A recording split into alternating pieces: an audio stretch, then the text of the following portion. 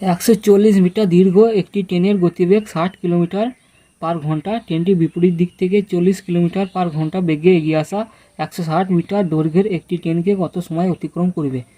Time বার করার সূত্র হলো টাইম সমান সমান ডিস্টেন্স বাই স্পিড।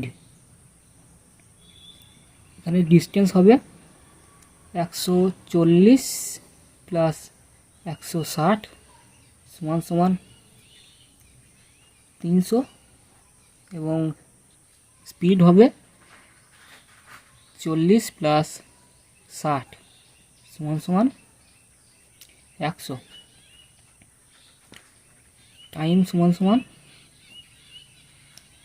300 বাই 100 এবং এখানে কিলোমিটার পার ঘন্টার স্পিড দেওয়া আছে এবং উত্তরে চাইছে সেকেন্ডে, তাই মিটার পার সেকেন্ডে করে নেওয়ার জন্য এর সাথে 18/5 গুণ করে নেব এবং 0 0 0 0 কেটে যাবে। 18 দিনে 54/5 এবং ভাগ করলে হবে 5 একে 5 0.58 40।